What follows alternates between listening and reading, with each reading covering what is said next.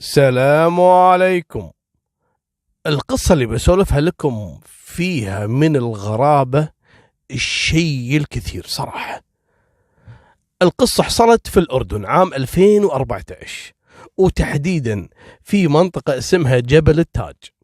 وصل لرجال الأمن بلاغ بأن فتاة عمرها 24 سنة أقدمت على الانتحار بتناول السم. طبعا في البداية لما أرسلوا لهم الإسعاف كانوا يعتقدون أن في مجال ممكن أن ينقذونها، لكن تبين أنها جثة وأنها خلاص يعني ما في مجال. أحالوا جثتها إلى الطب الشرعي. طبعا البنت هذه عايشة مع زوجة أبوها وشقيقها وكذلك أبوها، أما والدتها متوفية. الفتاة هذه شنو قصتها؟ الفتاة هذه تزوجت لما كان عمرها 19 سنة، ومالله كتب انها تستمر مع زوجها، تطلقت وتزوجت بعد سنة وكذلك تطلقت، فاستقر حالها انها تقعد في بيت ابوها مع ابوها واخوها وزوجة ابوها. مالكم بالطويلة، رجال الامن بعد ما اخذوا الجثة للطب الشرعي علشان يحللون الجثة ويتأكدون من سبب الوفاة، طبعا الأب حزين ويبكي، الأخو زعلان على أخته، وكذلك زوجة الأب زعلانة، وسووا عزة والناس جت وعزتهم. استغربوا البنت ليش تقدم على الانتحار. الأب يعني علل القصة وقال البنت يعني بسبب طلاقها الأول ومرة ثانية طلاقها الثاني وعدم استقرار حالتها، يعني صار فيها حالة نفسية، وسبحان الله يعني البنت أقدمت على الانتحار. طبعا الموضوع كان شوي غريب، يعني ما هو سبب مقنع أن الشخص يقدم على أن يقتل نفسه، وخصوصا لما تقول لي يتناول السم دائما يعني يعذب الإنسان إلى أن يوصل مرحلة الوفاة. فشيء غريب جدا أن الإنسان يقدم على قتل نفسه بهالطريقة هذه، وهذا شيء يعاقب عليه رب العالمين في الآخرة. المهم مالكم بالطويلة، سووا العزة والناس عزتهم وانتهى الموضوع أسبوع.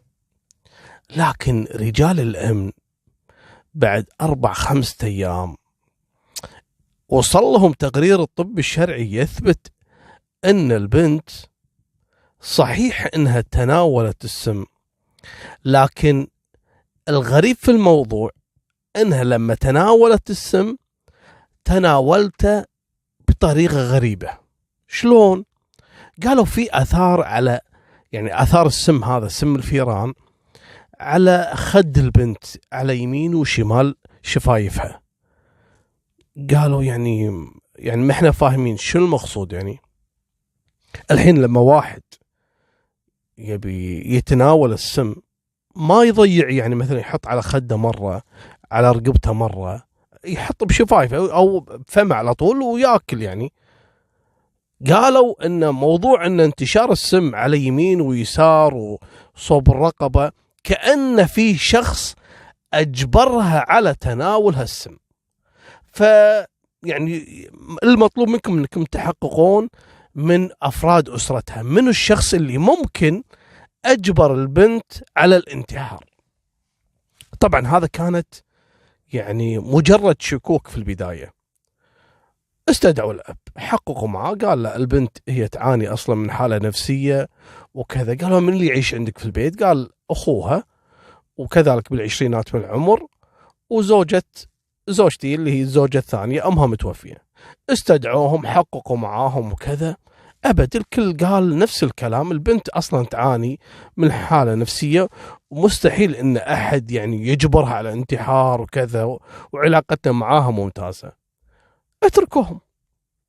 لكن ملف القضية لم يغلق، قاعدين يبحثون، ربما أن يوصلون إلى يعني معلومة تؤكد شكوكهم. مالكم بالطويلة، بعد أسبوع من هالتحقيق توفى الابن الثاني، يعني ابن الرجل الثاني توفت اخته قبل اسبوع شوي، وبعدين توفى الولد. هني حضروا رجال الامن، قال الولد انتحر. شلون انتحر؟ قال طعن نفسه بسكين. هني قالوا لا حبيبي، تعال حبيبي انت الاب، تعال معانا. وشالوا جثة الولد، فعلا فارق الحياة، وحالوها للطب الشرعي. الطب الشرعي أكد أنها تعرضت إلى طعنة بالسكين. هي صحيح أنها طعنة واحدة وكانت بالرقبة وكانت قاتلة، لكن في آثار ضرب ثانية. الولد تعرض للضرب وللطعن بالسكين. استغربوا حتى آثار، يعني البصمات على السكين هي آثار الولد نفسه، لكن شيء غريب إنه واحد يطعن نفسه بالسكين أو ينحر نفسه، يعني هذه صعوبة واحد يتخيلها. هني قالوا لا، الأب هذا في بلا. امسكوا الأب حبيبي، تكلم، بنتك انتحرت وولدك انتحر بسكين، شيء ما يصدق. انت شنو قصتك؟ فيك شيء انت؟ كلموا زوجته، تضغطوا عليه، قالت اي نعم هذا الأب وهذا مجنون وهذا كذا. شنو القصة؟ قال هو اللي أجبر بنته على الانتحار وتناول السم، وهو كذلك اللي قتل ولده. واجهوا الأب بالأدلة هذه وبالاعترافات، انهار وقال لهم القصة كاملة. قال في البداية جاني ولدي هذا، قال لي يبا أختي فلانة اللي هذا المطلقة مرتين، يعني ما هي مضبوطة، استغفر الله، وشكوك كانت طبعا، وانها تغيب عن البيت، وانها كذا وكذا مرة تطلق يعني، وكانت أسباب طلاقها غير مقبولة وشكوك من أزواجها، لذلك وصلوا مرحلة أن يبي يتخلصون منها. وفعلا تعاون الأب مع ولده على قتل بنتهم هذه علشان يتخلصون منها. أجبروها بعد الضرب على تناول السم، واحد كتفها اللي هو الولد، والأب هو اللي شربها السم. بعد ما توفت بلغ العمليات أن بنته أقدمت على الانتحار. لكن ليش قتل ولده بعد أسبوع وشوي من الموضوع؟ اسمع السالفة. يذكر أحد الجيران، هذا كان أحد الشهود في القصة، قال الأب يعني احنا عزيناه فعلا في وفاة بنته، وقعدنا أسبوع وكان يصلي معانا في المسجد وكذا. في يوم الجمعة خصوصا حضر إلى صلاة الجمعة، وبعد صلاة الجمعة كذلك احنا سلمنا عليه ونواسيه. صحيح ان القصة صار لها أسبوع، لكن طلع من عندنا وراح البيت، هو جيرانهم. فقال كنا نسمع دائما في مشاجرة بينه وبين ولده، دائما يعني على مدى 3-4 أيام من بعد وفاة بنتهم وهم يتشاجرون. فواجهوا الأب بالقصة هذه، قال لي نعم ولدي بعد ما تعاون معاي على قتل أخته، وأنا يعني أجبرتها أنها تناول السم وتخلصنا منها، ولدي بعدها بيومين 3 قام يأنب ضميره، دخل في حالة حزن شديد وحالة نفسية، وتندم أن ساعدني بقتل شقيقته. فقام يهددني، قال لي أنا ما أقدر أنام من الحزن.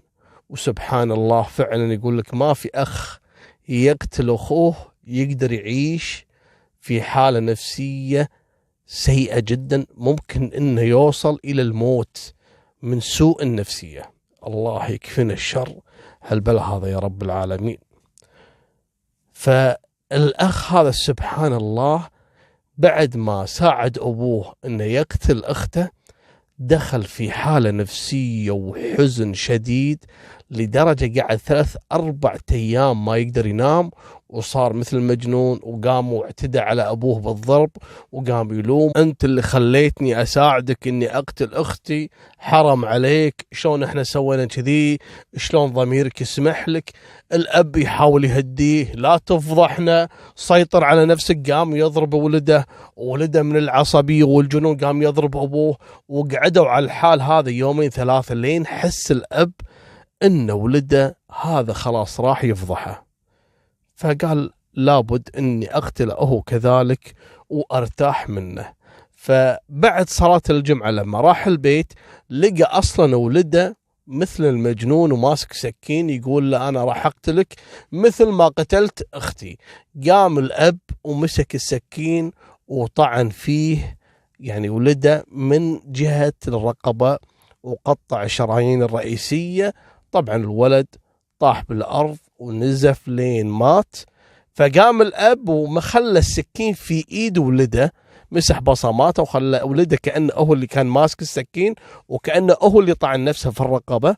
وقام بلغ العمليات. لما جو فعلا لقوا البصمات على السكين، لكن اعترف الأب بالقصة بالكامل. قالت الأب للمحاكمة، واعتقد ان حكموا عليه، انا قريتها اعتقد يعني 15 سنة او 17 سنة حكم بالسجن مع شغل والنفاذ.